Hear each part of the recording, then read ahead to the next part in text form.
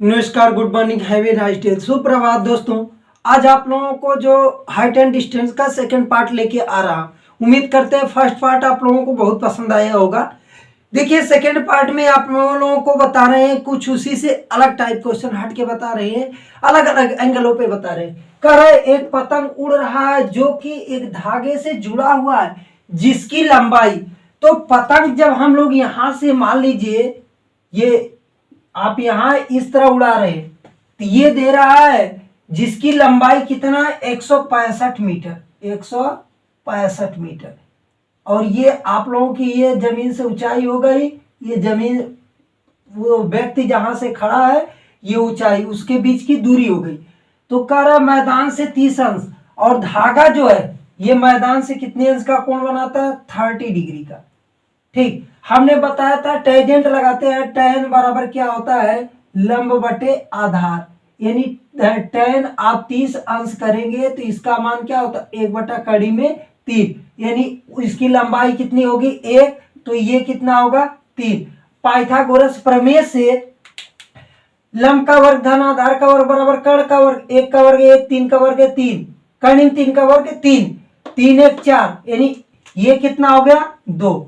आपके का हमारे कार्डिंग आ रहा है, जब वैल्यू छोटा है तो इसका मान कितना आ रहा है 2, और लेकिन वो दिया कितने किसके बराबर है 165 के। 2 बराबर किसके दिया 165, कितने का गुणा हुआ है 82.5 का। वो कर रहा है तो मैदान से पतंग की ऊंचाई, यानी ये पूछ रहा है, यानी 1 का मान पूछ रहा, तो हमको किसका मान चाहिए 1 का मान चाहिए। इसमें 1 में 82.5 का गुणा कर दीजिए, आपका आ जाएगा 82.5 मीटर, यही उसकी ऊंचाई हो जाएगी। देखिए हमने कैसे निकाला, आप भी बहुत आराम से निकाल सकते हैं।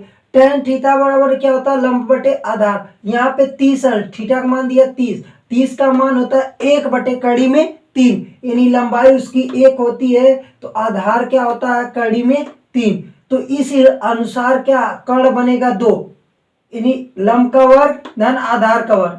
लंब का वर्ग 1 का वर्ग 1 और कर्ण 3 का वर्ग 3, 3 1 4, 4 का वर्गमूल निकालेंगे 2, कर्ण आपका 2, 2 बराबर वो वैल्यू कितना दिया 165 की।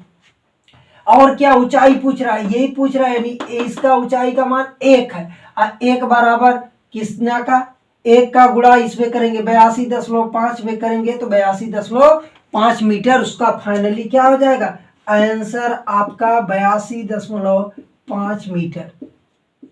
ये उसका क्या है आंसर निकल गया। इसके बाद देखिए आगे, एक सीढ़ी का उन्नयन कोण 2 बार लिखा गया। एक सीढ़ी का उन्नयन कोण 60 डिग्री है, कितना है, कोई सीढ़ी है इसका उन्नयन कोण ये 60 डिग्री है। दीवार, ये दीवार कोई है, क्या है दीवार है, इसके विरुद्ध झुका हुआ है। सीढ़ी के आधार से 9.5 की दूरी, ये जो सीढ़ी का आधार है यहां से दूरी है कितना दे रहा है 9.5 मीटर।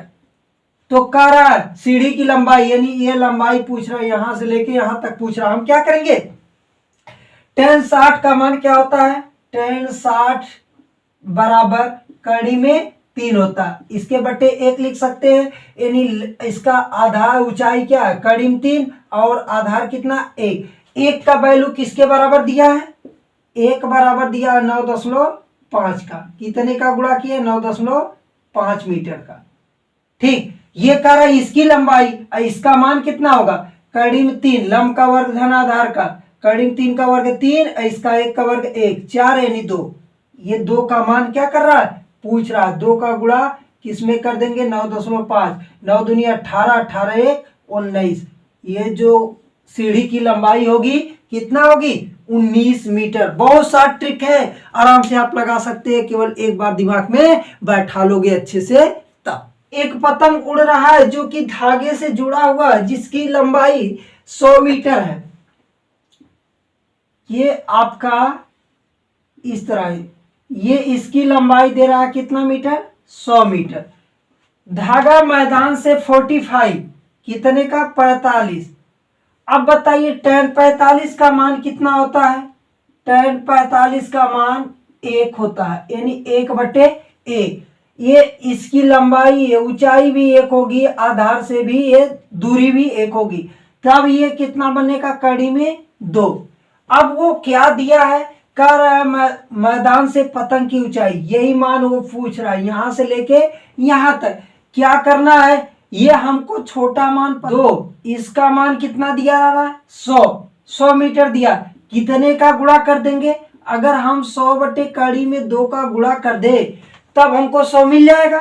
और वो मान कितने का पूछ रहा है, 1 का पूछ रहा है, तो इसमें गुणा कर दीजिए 100 बटे कड़ी में 2 करेंगे तो मिलेगा क्या, 100 बटे कड़ी में 2, आंसर ये होगा। नहीं तो परमेयीकरण कर दीजिए, 100 बटे कड़ी में 2, ऊपर भी कड़ी में 2 का गुणा, नीचे भी कड़ी में 2 का गुणा।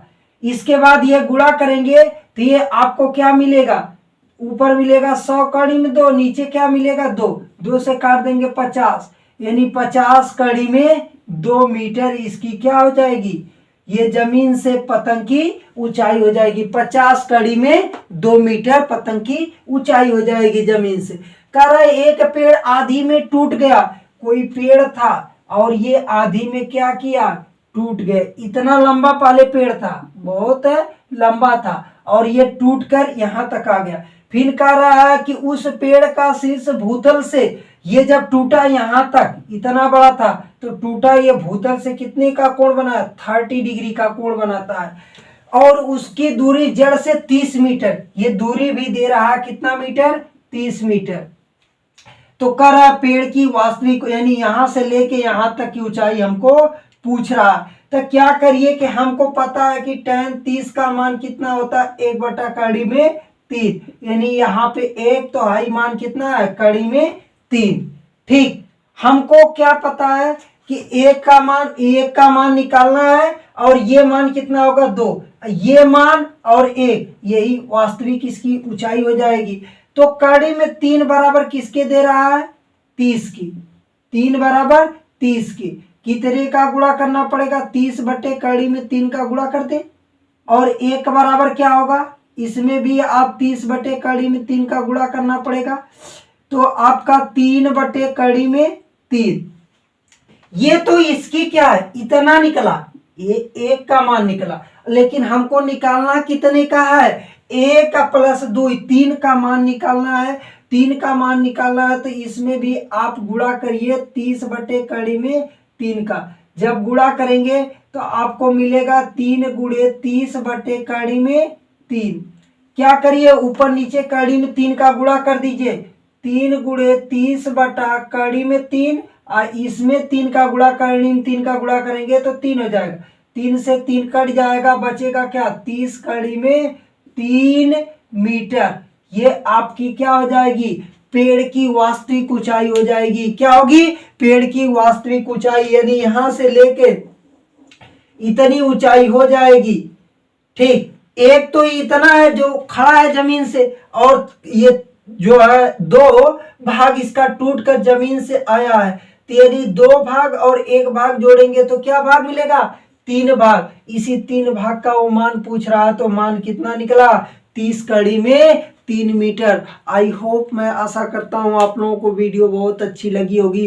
ये शॉर्ट ट्रिक है, आप एक बार सीख जाओगे, कभी भूलने का नाम नहीं लोगे, केवल एक बार। जब रास्ते थोड़ा से अलग होते हैं तो कठिन लगते हैं, लेकिन उस रास्ते पे चलते हुए जब आप क्या है थोड़ा से सफलता की तरफ बढ़ जाओगे तो रास्ते ऑटोमेटिक आसान हो जाते हैं। जय हिंद, जय भारत।